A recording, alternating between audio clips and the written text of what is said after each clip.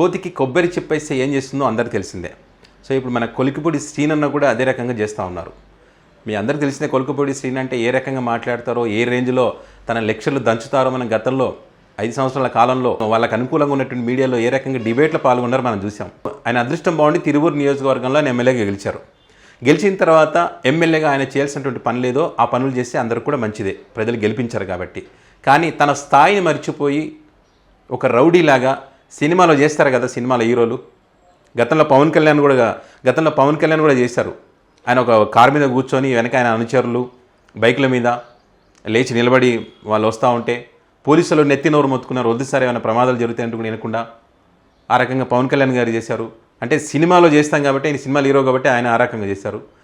ఇప్పుడు సేమ్ కొలికిపూడి శ్రీనివాస్ కూడా కొత్త బిచ్చగాడ పొద్దెరగడని చెప్పి ఎవరో ఆ ఊరికి సంబంధించిన వాళ్ళు, తిరువూరు నియోజకవర్గానికి సంబంధించిన వాళ్ళు కొంతమంది వెళ్ళి అయ్యా ఇట్లా మా స్థలాన్ని ఆక్రమించుకున్నారు, అది వైసీపీ పార్టీ వాళ్ళు అనగానే టక్కున అక్కడ నుంచి అసలు వివరాలు కనుక్కోకుండా ఏం కనుక్కోకుండా అక్కడ సంబంధిత అధికారులకు ఫోన్ చేసి కనుక్కోకుండా ఆయన వెహికల్ కారు ఎక్కడం, కారు బానెట్ మీద కూర్చొని ఆయనకు సంబంధించినటువంటి అనుచరులు ఆయన పక్కన, అదేవిధంగా జేసీబీలు తీసుకొని ఎవరైతే వైసీపీ ఎంపీపీ ఉందో ఆమె ఇంటి దగ్గరికి వెళ్ళి అది కూల్చే ప్రయత్నం చేశారు.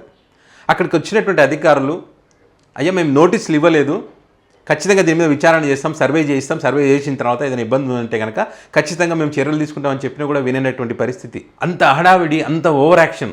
నేను ఒక ప్రజాప్రతినిధిగా మీరు ఉన్నప్పుడు, ఒక సమస్య కోసం మీ దగ్గరికి వచ్చినప్పుడు దానికి సంబంధించి పూర్తి వివరాలు తెలుసుకొని అది వైసీపీ, జనసేన, టీడీపీ, బీజేపీ పార్టీయా, లేకుంటే ఇంకో సామాన్య ప్రజల, ఇంకో వేరే వాళ్ళు ఎవరైనా కానివ్వండి, ఎవరైనా సరే దాన్ని అక్రమంగా నిర్మించుకున్నారని తేలితే కనుక ఆ అధికారులను కనుక్కొని అయ్యా ఈ సర్వే నెంబర్కి సంబంధించి ఈ రకంగా మరి నా దగ్గరికి అది వచ్చినారు, ఇది ఎంతవరకు నిజం అని కనుక్కున్న తర్వాత నిజంగానే తప్పు చేసి ఉంటే కనుక, నిజంగానే ఆక్రమించుకుంటే కనుక, నిజంగానే అక్రమంగా నిర్మించుకుంటే కనుక ఖచ్చితంగా చర్యలు తీసుకోవాలి. అది ఏ పార్టీ అయినా ఎవరైనా సరే.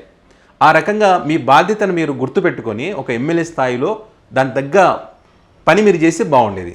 ఈ రకంగా మీరు ఆ కార్ల మీద కూర్చొని రావడం, భయభ్రాంతులకు గురి చేసేటువంటి ఒక కార్యక్రమాన్ని నేను చేసినటువంటి పరిస్థితి. సో ప్రజలు మిమ్మల్ని గెలిపించారు. తిరువూరు నియోజకవర్గం గురించి మీకు తెలియకపోయినా, మీరు తిరగకపోయినా కూడా ప్రజలు మిమ్మల్ని గెలిపించారు. సో కనీసం నన్ను గెలిపించారు కదా, నేను ఈ నియోజకవర్గ ప్రజలకు ఏం చేయాలనేటువంటి ఆలోచనలు ఉండాలి. కానీ ఈ రకంగా వైసీపీ అనగానే వెళ్ళి కూల్చేయడం కాదు. అంటే వైసీపీ అక్రమంగా నిర్మిస్తే కూల్చేయొద్దని ఎవరు చెప్పట్లా. నిజంగానే అక్రమంగా నిర్మిస్తే కూల్చేయచ్చు, అందులో ఏం తప్పులేదు. ఆ నియోజకవర్గ ప్రజలే చెప్తున్నారు, ఇన్ని సంవత్సరాల రాజకీయ చరిత్రలో తిరువూరు నియోజకవర్గంలో ఇలాంటి సంఘటనలు మేము ఎప్పుడూ చూడలేదు.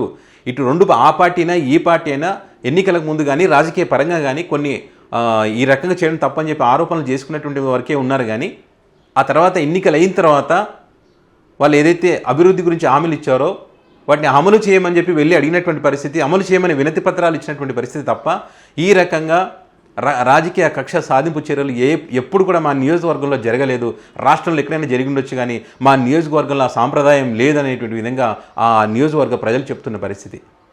సో అలాంటి నియోజకవర్గంలో మీరు గెలిచి ఆ ప్రజలకు మంచి చేయాల్సింది పోయి ఈ రకంగా ఇష్టం వచ్చినట్టుగా హడావిడి మామూలు ఓవర్ యాక్షన్ కాదు, ఇంత ఓవర్ యాక్షన్ చేసి లాస్ట్కి ఏమైంది, నీ పరువే పోగొట్టుకున్న పరిస్థితి వచ్చింది. దీని గురించి పెద్ద ఎత్తున సోషల్ మీడియాలో చర్చ జరుగుతుంది. టీడీపీ ఎమ్మెల్యే ఓవర్ యాక్షన్ అని చెప్పి మొన్న ఒక మంత్రి భార్య ఒక పోలీస్ ఆఫీసర్ని ఏ రకంగా మాట్లాడిందో చూసాం. అసలు నిజంగా చెప్పాలంటే ఆమెకి ఎస్కార్ట్ ఇవ్వాల్సినటువంటి అవసరం వీళ్ళకి లేదు. పాపం ఆ పోలీస్ అధికారి ఏం చెప్పాలని అర్థం కాక మౌనంగా సరే వస్తున్నాం మేడం అని చెప్పి వెళ్ళేటువంటి పరిస్థితి. అసలు ఆమెకి ఏం సంబంధం?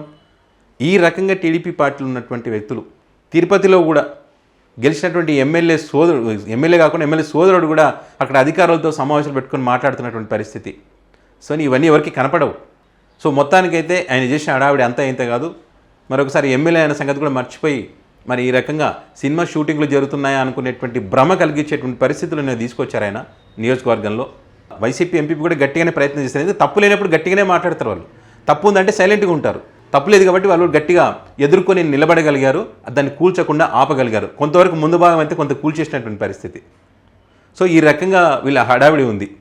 సో ఇవన్నీ పక్కన పెట్టి కనీసం మీరు ఇచ్చినటువంటి హామీలు నెరవేర్చేటువంటి పనిలో పడితే ప్రజలకు మంచిది, అందరికి మంచిది అనేటువంటి గుర్తిస్తారని చెప్పి ఇప్పటికైనా ఆంధ్రప్రదేశ్ ప్రజలు భావిస్తున్నారు.